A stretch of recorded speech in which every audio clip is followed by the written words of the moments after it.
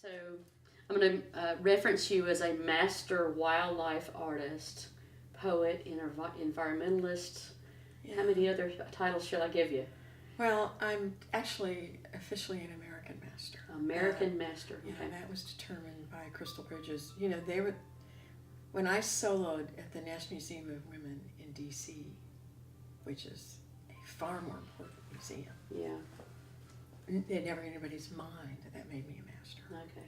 Okay. When I soloed for Crystal Bridges, because they were creating a collection of American masters. It was the first ever collection of American masters. It was the first time that American artists were called masters Okay. in the history of the world. That's what they did. That's what Alice did. Yeah. And so that's when I became an American Master. American Master. And you have a very interesting approach to the way you create your art. Can you tell folks about how you do that? Well, I'm an animal. The work is portraiture. So when I do an animal, I need to know it. I need to understand that animal, why it's who it is. Mm-hmm. And animals have very specific kinds of personalities. It's determined by what kind of an animal they are. It's also determined by where they live. Yeah. You know, all those things make them who they are. Mm-hmm. My responsibility is to find out what that is. Okay. But it can't just be like, okay, a real good example is this stallion, American Mustang. Yeah. Wonderful. They're not all alike. Yeah. So my responsibility is to draw Copper, Okay. that stallion, That one. Yeah. that one. And Yeah. that's how the work comes alive. That's what makes it unique. There's a lot of wildlife artists out there. Yeah. Well, when I look at your work, though, it's almost as if they're speaking to me. I mean, you have a way of capturing the windows to their soul almost. I don't know what you're doing, but it a lot of, like the great horned owl that you've done. He looks as if he's studying me instead of me studying him. So It's a female, which is... sorry, No, female. it's fine. Female. Female. You wouldn't be able to tell. Right. You can't Okay. tell by looking at them, for Okay. sure. It's female. Yeah. She's a predator. If you look at my drawings, the predators look at you. Because they do. Mm-hmm. You're prey. I see. And she could really do some damage to you if she chose to. Right. Doesn't choose to, you're not food for her. Yeah. Food for her is rats and snakes and things that she can see in the night. Most interesting, they are actually the master predator. They're the largest of all the owls. Okay. And their head turns almost completely, their head turns all the way to the back. Mm-hmm, mm-hmm, They fly in silence. You can't hear them. mm-hmm. But the little mouse that's their prey can feel the vibration of the wind in her wings. Oh my goodness. Has warning. So there's always the balance. The balance is always there. In nature, the balance is always there. Mm-hmm. And only when nature is messed with does the balance go away. Take a herd of elephants, limit their habitat. It turns into mud. They just completely take everything down. Mm-hmm. But what have you done? You've limited their habitat. It's no longer natural. Okay. It's altered. Okay. So that habitat becomes destroyed by their behavior, which is perfectly natural behavior. Okay. So where did you learn about animal behavior? Who was your mentor, or did you just do this study on your own? I had a mentor. Okay. This goes all the way back to the early 80s. Okay. Gary Priest was the first animal behaviorist for the San Diego Zoological Society. Okay. I met him when he was doing their shows. You know how they have the animal shows? Right. Uh-huh. I met him when he was doing their shows. Okay. And we became friends. Yeah. We became friends. And so when they made him the animal behaviorist, he got a hold of me and he said, please come and see me. Mm. because he knew that he could really help me with my work. Mm-hmm. So I came to see him, and many times I worked with him and watched and learned.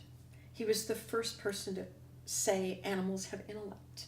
He was the first person to say animals have feelings. Mm-hmm. They're not like ours, but Right. they do have intellect. They do have feelings. Mm-hmm. They're incredibly smart. When you're in a grizzly bear's habitat, you're dumber than dirt. Okay? Yeah, you're dumber than dirt. He's the one that's smart. Yeah. You're dumb. Okay? The same thing. You're in his world. You're in his Yeah, world. It's the his same thing world. when you're in Florida with the alligators. I mean, I had an alligator come after me in Florida. I'm like, I did something so utterly stupid in that alligator's habitat that it should have come after me. Yeah. I was washing off rocks at the edge of a borrow pond, which is, they borrow the land to make the roads, so they call them yeah. borrow ditches and Oh, borrow yeah. ponds. And I done a fire ring, and, you know, and I just thought I'd go down and just rinse my hands off, and looked up, and here he came. Wow. And I raced to the motorhome, and I had my dog Zeb with me. He beat me through the door. I closed it, and I had one of these long doors, and I looked out, and that guy was right on my Oh steps. my word. And I'm like, Oh boy. okay, but I was being stupid. In his habitat. In his habitat, yeah. You know what happened to me, I deserved. Yeah. And he looks at me as stupid. You know, that's the other thing. We think we're so smart, right? No. No. When you're in their habitat with them, they think you're really dumb. Because you're doing this stuff and they're going, well, that was really It stupid. was stupid. Yeah, I love it. So when I draw them, I think one of the things that comes through is how much I respect them. Yeah. So are you able to look back at your prior work prior to meeting him and the work after you know, diving into that particular conversation with him? Are you able to tell a difference in your work? Yes. Yeah.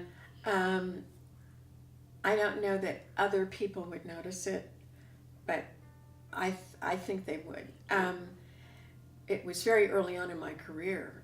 It was in the early 80s, Mm-hmm. and I started I became a professional artist in 72. I was living on my big ranch. I was doing the big arts and crafts fairs, Mm-hmm. you know, and I was real proud of myself. I was a housewife working weekends and making $45,000 plus a Yeah. year doing arts and crafts fairs. So And what year did you begin? What year was- 1972. 1972. Okay. In 1973 is when I did my first shows. Yeah. It took me a year to get the work going. Yeah. I did the Clothesline Fair. I did War Eagle, Mm-hmm. and then I did a street show in Kansas City.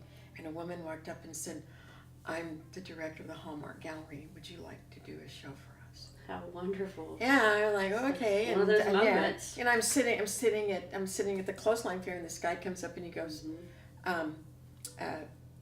"We think you should do a show for the Fine Art Gallery at the university here." Okay. You know, so that's kind of, things fall in your lap pretty Yeah. much, or they did in mine. But you got to be out there. You got to Yes, be of working. course. You got to be out there Well, working. you've had a really long career. You've opened a lot of doors, not only for yourself, but for a lot of other artists as well. Just in the way that you present yourself, you communicate about Eureka Springs, and now you are sort of in a new chapter of your life. This is beautiful.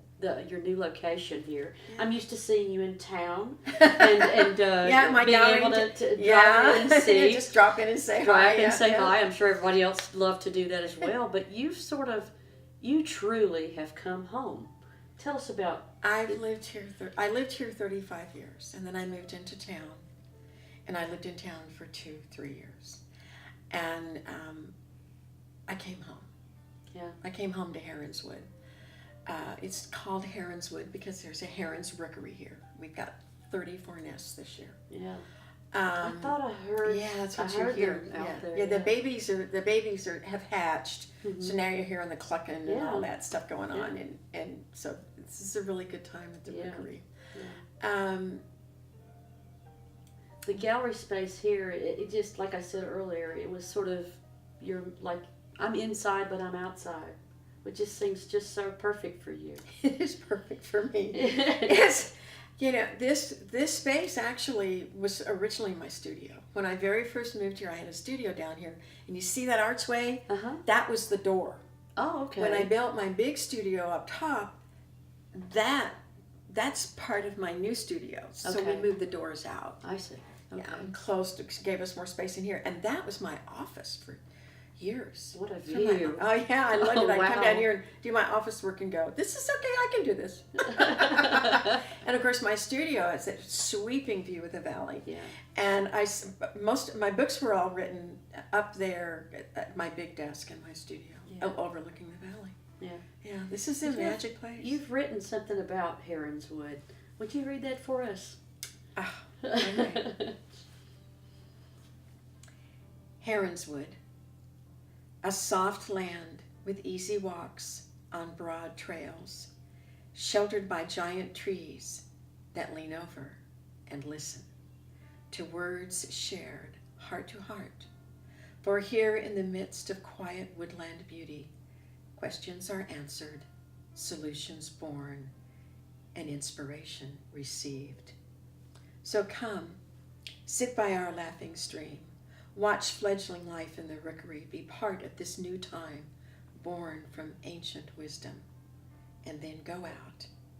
Give back all that you have learned, so that others might join you, one and then another, until we are an ocean. Amazing. And you wrote that, and you've written so many poems over the years. Oh, And yeah, they've this always one seems so some directional though. There's an inner voice here that's Yes. telling me something is coming. Yes, something So is what coming. is that? What's the next step for Susan? The next step for Susan is this is the last year that I will be doing expedition work. I'm winding it all completely down, and the Susan Morrison Wildlands Institute has been born, and it is growing, and we will be going in new directions. Can't talk about it yet, Can't talk about it. but it's exciting. Yeah. And you know, in my life,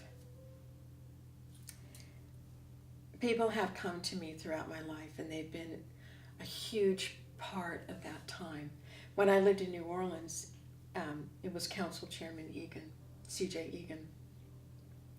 And it was under his influence that I wrote the Land Acquisition and Development Program, passed the $7 million park bond, created the Jean Lafitte National Park, did all that environment, first water quality study of the New Orleans River in the 60s, and I was in my 20s.